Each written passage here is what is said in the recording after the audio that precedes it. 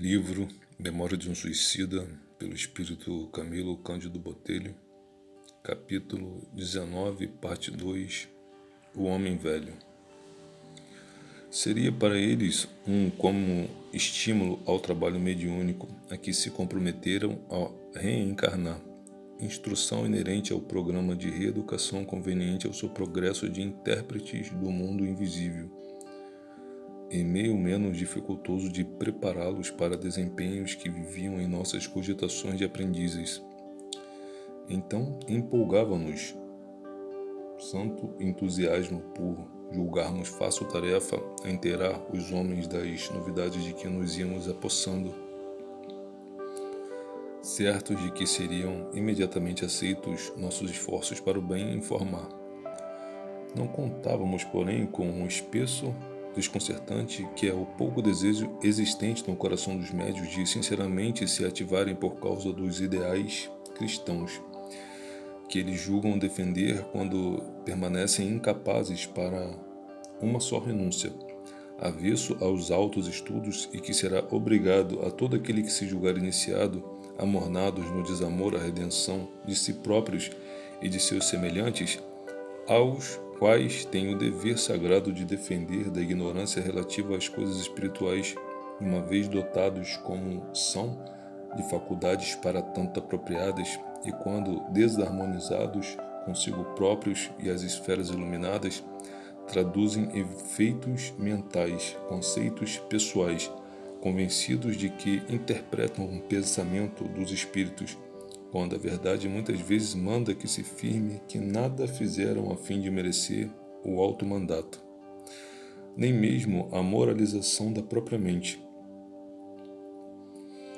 E é com a mais profunda tristeza que assinalamos nestas páginas, escritas com o nosso mais ardente desejo de servir, o desgosto de quantos se interessam pelo bem da humanidade em além-túmulo, ao observar a falta de vigilância mantida pelos médiuns em geral, seus parcos desejos de se desprenderem dos atrativos como das ociosidades imanentes ao plano material, esquivando-se ao dever urgente de se despojarem de muitas atitudes nocivas ao mandato sublime da mediunidade, das quais a voz dulcíssima do bom pastor ainda não conseguiu desprendê-los. Valemo-nos, pois, destas divagações para ressaltar o fato de que eles mesmos, os médiuns, infelizmente dificultam a ação dos espíritos instrutores do planeta, porquanto muitos aparelhos mediúnicos excelentes em suas disposições físico-psíquicas resvalam para o ostracismo e a improdutividade de coisas sérias, enquanto em torno que se acumula o serviço do Senhor por falta de bons obreiros no plano terreno, e a humanidade braceja nas trevas, em pleno século das luzes, prosseguindo desorientada à falta do pão espiritual, faminta da luz do conhecimento, sedenta daquela água viva que lhe desalteraria a alma, desconsolada e entristecida pelo acúmulo da desgraça. Dois acontecimentos de alta monta vieram modificar soberanamente certos pormenores de uma situação que se afigurava indecisa e indefinível, conquanto um espaço de 2 anos distanciasse a realização de um para outro.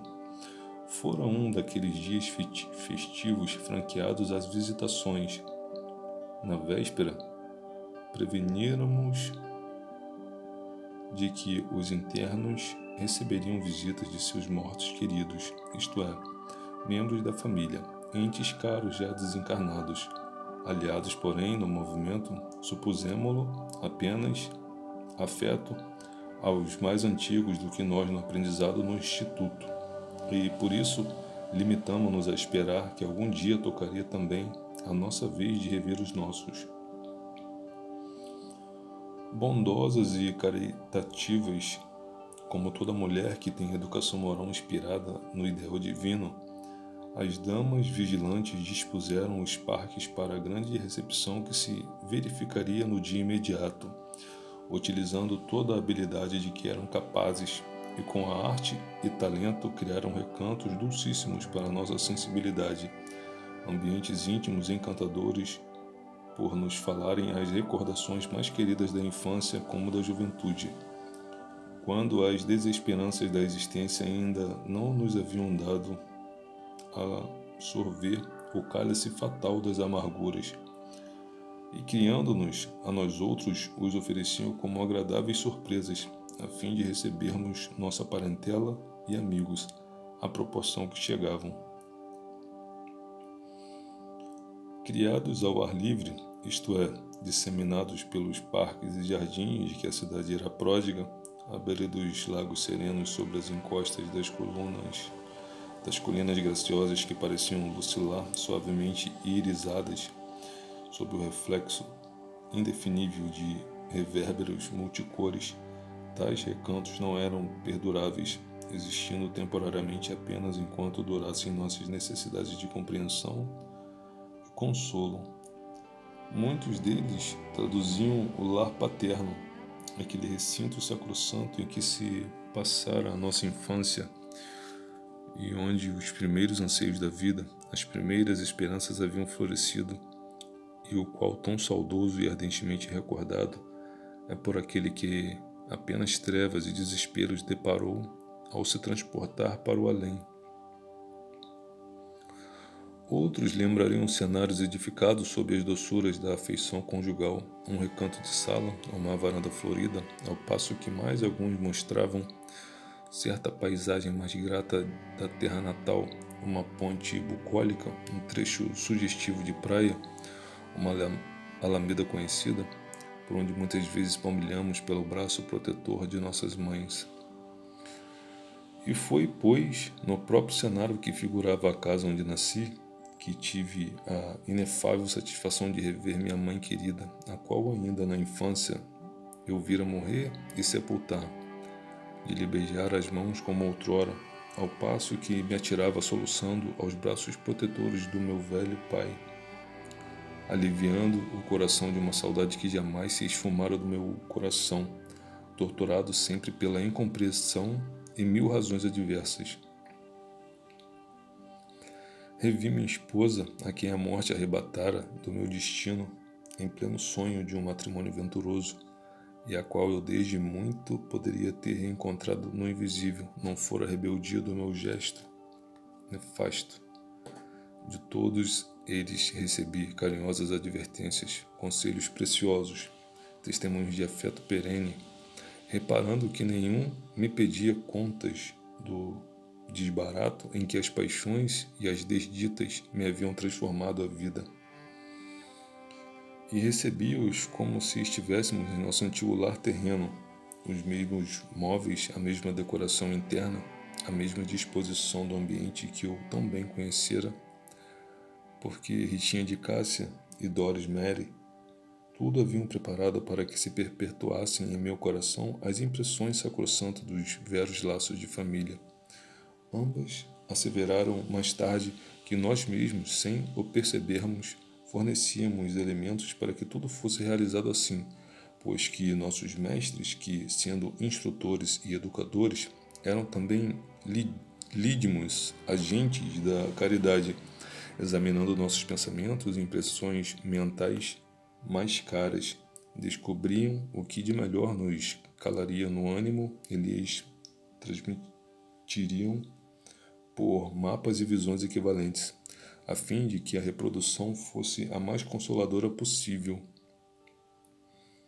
porquanto necessitaríamos de toda a serenidade, do maior estado de placidez mental possível ao nosso caso,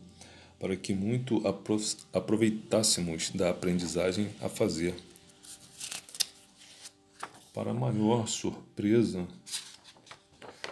nossos entes caros acrescentaram que nada podiam fazer em nosso benefício devido à situação melindrosa que criáramos com o suicídio, situação equivalente à do sentenciado terrestre, a quem as leis vigentes do país impõem método de vida à parte dos demais cidadãos. Muitas lágrimas derramei então, escondido meu rosto envergonhado no seio compassivo de minha mãe, cujos conselhos salutares reanimaram minhas forças, reavivando em meu ser a esperança de dias menos acres para a consciência, e sob os cortinados olentes dos arvoredos, reunidos todos sob os dóceis floridos que lembravam os pomares e os quintais da velha casa em que vivi,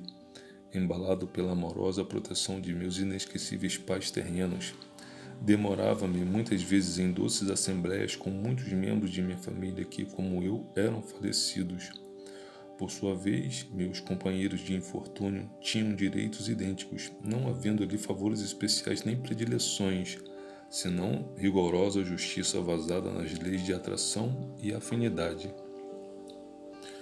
E finalmente, Belarmino de Queiroz e Souza pôde reencontrar sua mãe, a quem amara com todas as forças do seu coração, recebendo sua visita inesperada naquela mesma tarde. A este, no entanto, participara a senhora de Queiroz e Souza,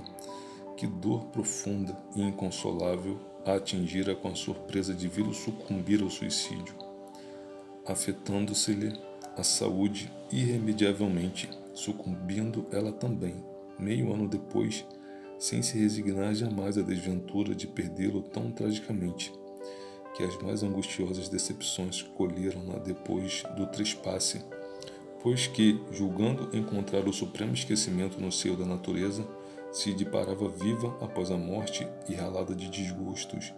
visto não possuía quaisquer capacidades mentais e espirituais que a pudessem recomendar às regiões felizes ou consoladoras do invisível, que em vão o procurara pelas sombrias regiões por onde transitara, acossada por nefastas confusões, debatendo-se entre os surpreendentes efeitos do orgulho e do egoísmo que lhe assinalaram a personalidade e o arrependimento por haver renegado as dúlcidas efusões do amor a Deus pelo domínio exclusivo da ciência materialista, pois que lhe asseverava a consciência caber-lhe grande dose de responsabilidade pelo desastre do filho, uma vez que fora ela, mãe descrente dos ideais divinos, mãe imprevidente e orgulhosa, cujas aspirações não gravitavam além dos gozos e das paixões mundanas que lhe modelara o caráter, dando-lhe a beber do mesmo vírus mental que a ambos arrastara a tão deploráveis quedas morais. Chegada finalmente à razão, graças aos imperativos da dor educadora, trabalhara, lutara, sofrera resignadamente no espaço durante vários anos, suplicara sinceramente, convertida à verdade existente na ideia de Deus e suas leis, e assim, levado em conta seu ardente desejo de emenda e progresso, recebera concessão para rever o Filho, dádiva misericordiosa do Ser Supremo, agora reconhecido com respeito e compunção.